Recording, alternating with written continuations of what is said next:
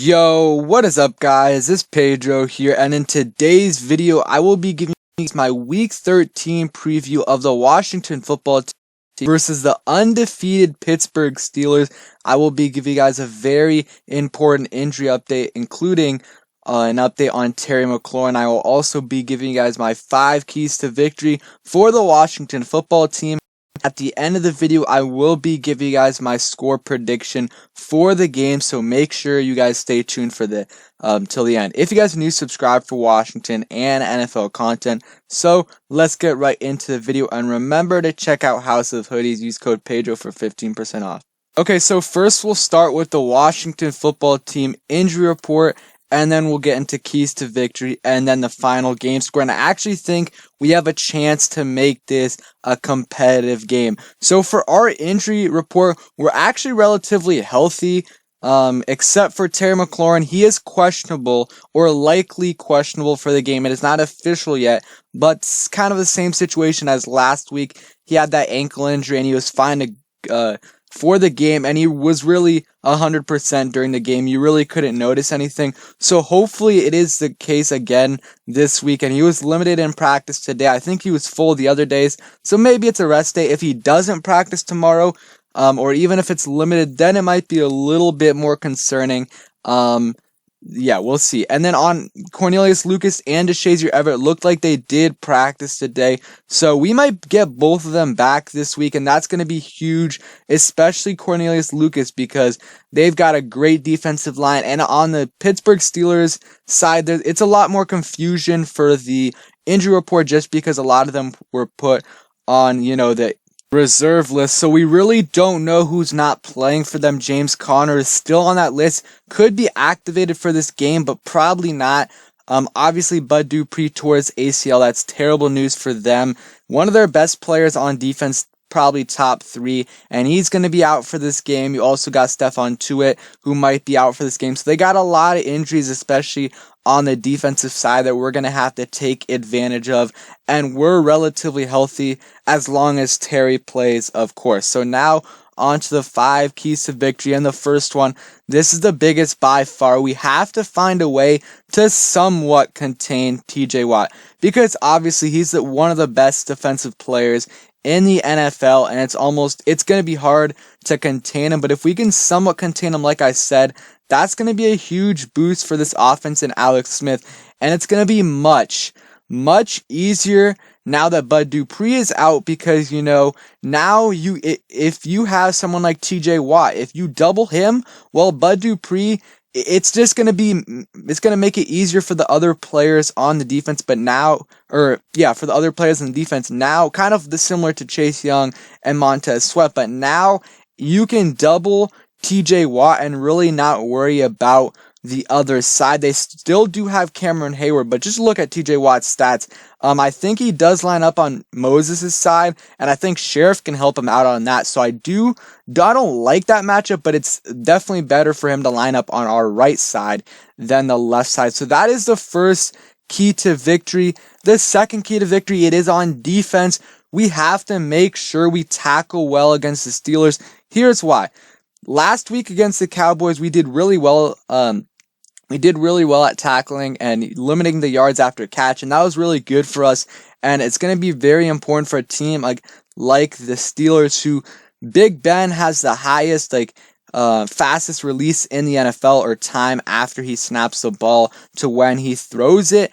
And he does a lot of quick passes, so we can't really worry about forcing incompletions, because that's going to be a lot harder against this team. But we have to make sure, against Claypool, Deontay Johnson, Juju Smith-Schuster, we have to make sure we limit the yards after catch. And if we do, I think that's going to help them out. And this kind of leads into the next key to victory, but they are different, is, of course, they're going to get a lot of, 5-6 yard throws, and, third downs are going to be important, but they're probably going to get a lot of yards on us and move down the field. But I think we have the best red zone defense in the NFL right now. We have allowed the least amount of touchdowns or percentage on, opponent drives in the red So like I said, they're probably going to move the ball down the field, so they're probably going to get in the red zone a lot, and we're going to have to force them to settle for field goals or even, force some turnovers in the red zone. That is going to be absolutely huge. Part of the reason why the Ravens were in that game against the Steelers, they got a pick in the red zone, and they also stopped them a bunch. I think they were 1 for 4 in the red zone. The Steelers were. They did have some drops, but I still think that we have to be able to play well in the red zone, because they're likely going to be there a lot. So that's one of the biggest keys to victory. Make sure you're tackling so they don't get a lot of yards after catch. But once they get in that red zone area, we got to stop them and hold them to 3 most of the time. And the last key to victory, we got 2 more. The next one is on offense. We're going to have to feed the ball to Gibson, McKissick, and maybe even Barber, because their pass defense, one of the best in the NFL, or is the best pass defense in the NFL. The run defense is still great, but 8th best, and especially with Bud Dupree out for this game, they're going to have backups in on that side. We should take advantage of that and establish a run game early. Let's hope Gibson has another big game again. He is learning and improving and growing every week, so expect him to be better week by week. And yeah, we got to get the run game going, and even, these short passes to the running backs, I think that'll help. Their linebackers aren't the greatest. They have some solid linebackers, but their strength is that front, and then they also have some good players in the secondary, including, Joe Hayden and Minkah Fitzpatrick. So got to establish that run game, and because their pass defense is really good. And it's not really that their secondary is amazing, it's more that their D-line, kind of like ours, this is a similar team to us on defense. Their D-line makes the secondary look better than they actually are. So gotta somewhat, establish the run game. And the last one is, this one's more of a general one. We have to start out faster on offense and defense, but, more importantly, offense. Let's not get behind by a lot at halftime, because then they can just run the ball on us. Even though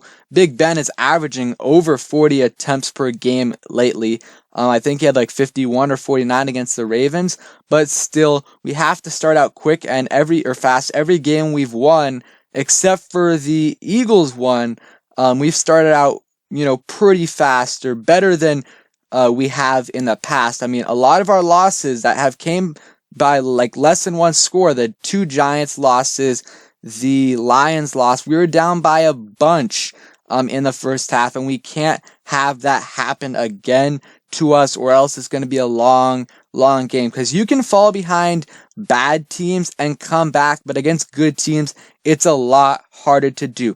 And now on to my score prediction for this game. I hope and I think we can keep this game against the Steelers competitive. Here's why, some of the reasons we can. I do believe in the pressure, that they're facing for being 11-0.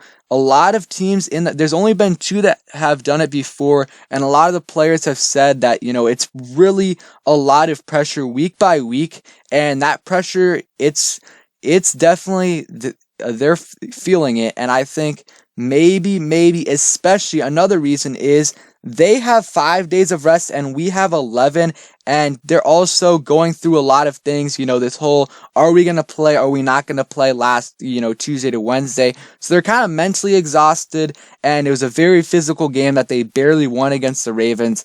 They didn't get much rest, and they have to play another game after us on Monday, I think, or Sunday night, I'm not sure. So I do think that we have a chance in this game. I'm not going to say we're going to win, but I'm going to go 27-20 Steelers. I was debating whether it be 27-20 or 27-17, but I'm going to have a little bit of faith in this team. I think it's going to be a close game. I would not be extremely surprised if we won this game, but I do think the Steelers are going to win this game. But a lot of these undefeated teams, especially later on in the season, they always tend to lose a game that they shouldn't lose, like the Packers did a few years ago, not a few years, like 5+ years ago, and other teams in the past have. So this could be the case, but they're a well-coached team, and it's going to be very interesting to see what the outcome of this game is. So thank you guys for watching. I hope you guys enjoyed the video. If you did, please smash that like button, subscribe if you guys are new, and turn on those post notifications so you never miss a video. And yeah, let me know your score prediction. Stream tomorrow with hopefully Juan Gotti. Peace.